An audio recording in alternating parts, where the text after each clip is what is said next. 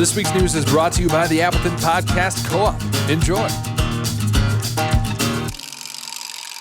Here's the happenings in the Fox Valley for the week of July 4th, 2022. Roe V Wade overturning, transportation utility fee paused, mental health grants granted, and more. I'm David Kelso, and you're listening to What the Fox Says, bite-sized news for the Fox Valley area of Wisconsin. Hope you had a great birthday, America. I enjoyed my break, but the world keeps on spinning, so let's get to the news.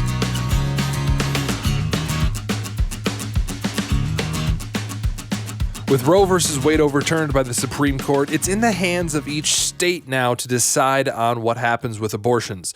The dormant Wisconsin law from 1859 kicks in, and there is a flurry of protests throughout the state, including locally here in the Fox Valley.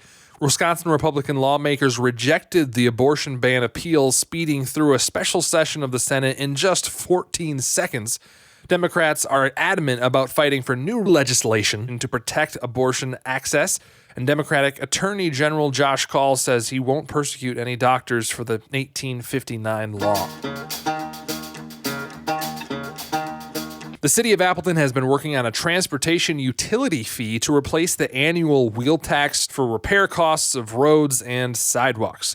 Instead of residents paying $20 per vehicle annually like we currently do, the utility fee would spread the cost out to businesses and churches, etc.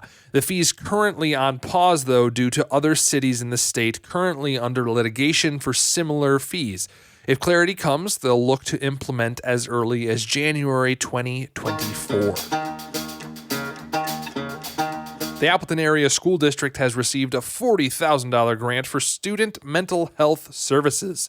The grant has very little restrictions. It's put into the hands of the school to decide where it goes, but Appleton says it will help families afford mental health care and create a more supportive school environment, such as a therapist at schools once a week.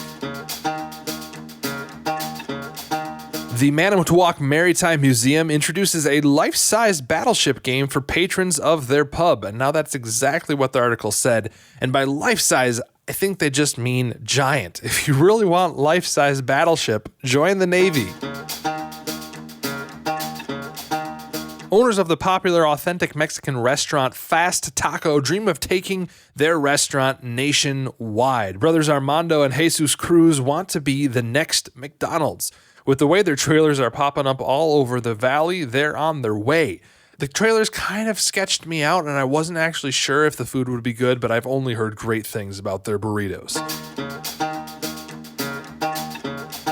5 Fox Valley fire departments had a study conducted to see how they could further collaboration and the opportunity to go big. Now, what does that actually mean, to go big? The study found they could collaborate better by creating a regional training program, an investigation bureau, and a joint fleet maintenance, and more. While chiefs are hopeful for this joint effort, it won't reduce expense, but will increase the quality of service.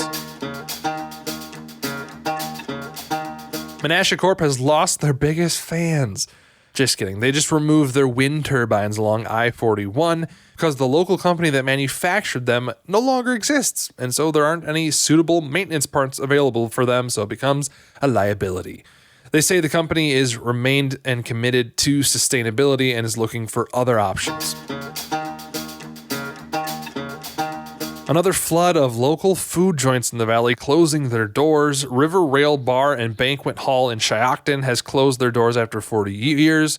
Loose Wheel in Hortonville is closing.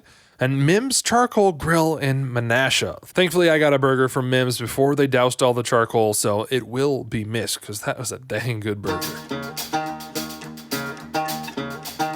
Appleton Scouts on their way home from a hiking trip in New Mexico got a new badge. Not a good one by any means. Train Wreck Survivor. An Amtrak train hit a dump truck and derailed in Missouri with all of them on board in the caboose. The scout leader, Jonathan Awe, recalls the events in the article listed in the show notes. From the moment of impact to watching his scouts provide first aid while laying on a backboard himself with 3 fractured vertebrae. Wow. Myron Construction hosts their 6th annual Build Like a Girl event, which aims to break stereotypes and get more girls in the construction industry. 30 girls from the community came to the headquarters last week, receiving tours, encouragement from current women employees, and hands-on examples of what it's like on a job site. Arian's company built a center in Brillion to provide subsidized daycare to their employees. Since they partnered with Kinder Care in August 2021, the facility went from 10 children to 80 children. Head of HR at Arian says it's being mentioned by many of the incoming candidates for hire. A pretty good option for drawing people in, I'd say. And that wraps up our news for the week, but I do want to mention that we have about 5 weeks before the primaries happen on August 9th. So these next couple of weeks, be on the lookout for some special editions as I dive into the gubernatorial governor candidates here in Wisconsin. It's not going to be anything too complicated. I'm just going to share the research that I myself have conducted, putting links to all of the sources that I come across for you to be able to read yourself and make a decision on your own. This has been What the Fox Says. For further reading, all the sources are linked in the show notes. To send me a local news story or event you think I should read, you can connect with me on Twitter, Facebook, or good old email. Be sure to follow me on TikTok for fun stories I didn't get to today. I'm David Kelso. Thanks for listening today. We'll see you next Monday.